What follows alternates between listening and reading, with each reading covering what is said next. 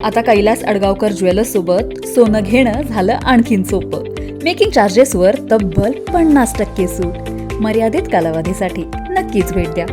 Kailas अडगावकर jewellers, Datta Mandir bus stop, Nashik road. Nashik महानगरपालिकेमार्फत शहरातील स्वच्छता आणि शाश्वत कचरा व्यवस्थापनाला चालना देण्यासाठी स्वच्छ भारत अभियान अंतर्गत नागरिकांमध्ये जनजागृती निर्माण करण्याच्या उद्देशाने कचरा वर्गीकरण आणि घनकचरा व्यवस्थापन अधिनियम याबाबत सविस्तर माहिती देणारे माहिती पुस्तक तयार करण्यात आलं आहे.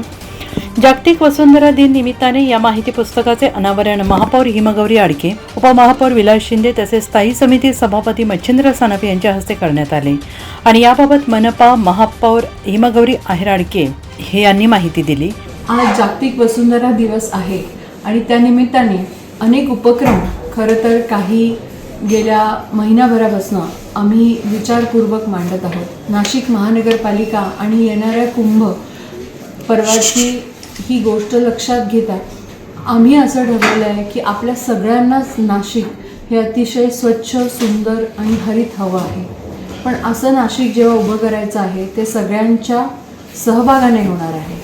नाशिककरांना बाजूला ठेवून आपण काही मोजके लोक संपूर्ण नाशिक हरित करू शकत नाही, संपूर्ण नाशिक स्वच्छ देखील राहू शकत नाही. मग आज सॉलिड वेस्ट मॅनेजमेंटच्या ज्या काही प्रॅक्टिसेस आहे, कचरा विलगीकरण, प्रत्येक घरामध्ये हाऊसहोल्डमध्ये ओला कचरा आणि सुका कचरा निघतो. मग वेगळं काय ठेवायचं आहे? आता जर आपण बघितलं तर ही पुस्तिका आहे वेगळे ठेवा नाशिक. मग आपल्याला काय काय वेगळं ठेवायचं आहे? यामध्ये आपल्याला ओला कचरा वेगळा ठेवायचा आहे, सुका कचऱ्यामध्ये पण आता वेस्टच्या ज्या आधीच्या संकल्पना होता त्या वेगवेगळ्या होत चालल्या आहेत. आपण पाहतोय की आता अनेक घरांमध्ये इलेक्ट्रॉनिक वेस्ट देखील तितक्याच प्रमाणात आहे. कारण मोबाईल आहे, चार्जर आहे, बरेचशी घड्याळं इलेक्ट्रॉनिकच्या माध्यमातून आहे, सेल आहेत, लॅपटॉप्स आहेत, प्रिंटर्स आहेत आणि अनेक अशा छोट्या गोष्टी आहेत, इलेक्ट्रॉनिक डिव्हायसेस आहेत, गेम्स आहेत, रिमोट कंट्रोल्स आहेत. हे इलेक्ट्रॉनिक वेस्ट देखील वेगळं ठेवण्याची गरज आहे. त्याचबरोबर आपले प्लास्टिकचे जे वापर करतो आपण त्याला पण वेगळं ठेवायची गरज आहे. तर ही का आहे?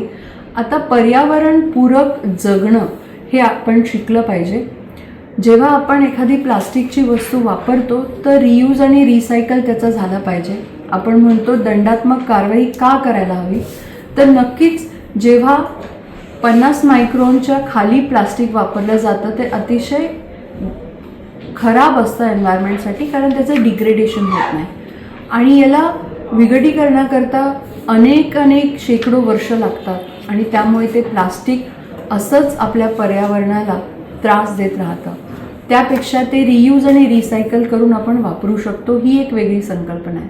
म्हणून वेगळं काय काय ठेवायचं आहे हे सगळं या पुस्तिकेत नमूद केलेलं आहे. आपण जर बघाल तर याचे असे काही भाग आहेत ज्यामध्ये आम्ही सांगतोय की कशा पद्धतीने कुठल्या बिनमध्ये कोणता कचरा टाकायचा आहे. त्याच्यामध्ये बायोमेडिकल वेस्ट देखील आहे. आपण बघतोय की सॅनिटरी पॅड्स जे आहेत ते फिमेल हायजीनसाठी आणि नक्कीच जे कचरा विलगीकरण करतात त्यांच्या हायजीनसाठी सुद्धा आपण थोडासा माणूस म्हणून विचार करायला पाहिजे.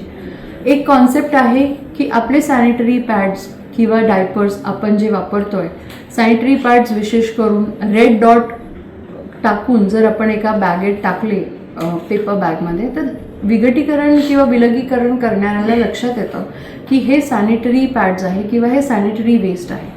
अशा पद्धतीने आपण कचरा जे उचलतात त्यांना देखील सांगू शकतो. नाही तर आपण आजारी पडल्याचे लक्षणं असतात. त्यामुळे जेव्हा सॉलिड वेस्ट मॅनेजमेंट करतोय तेव्हा कशा पद्धतीने करायचे, त्याचबरोबर जसे आपण इन्सेंटिव्हाइज धोरण आणतो की एखादं जर टॅक्सेशन असेल तर त्याला आपण काही इन्सेंटिव्ह जाहीर करतो. पण मला असं वाटतं की नाशिकमध्ये काही डिसिप्लिनची पण गरज आहे आणि त्याकरता आपण जिथे पेनलायझेशन करतो आहे, जिथे आपण टॅक्स नाही म्हणता येणार पण जिथे पेनल्टी लावणार आहे की आपण थुंकतोय का, आपण कचरा टाकतोय का, आपण जर प्लास्टिकचा यूज करत असू तर या पद्धतीने असे हे चार्जेस इथे आम्ही सगळ्या अवेअरनेससाठी दिले की उद्या कुणीही तुमच्याकडनं एक्स्ट्रा अवाजवी चार्जेस घेता कामा नये.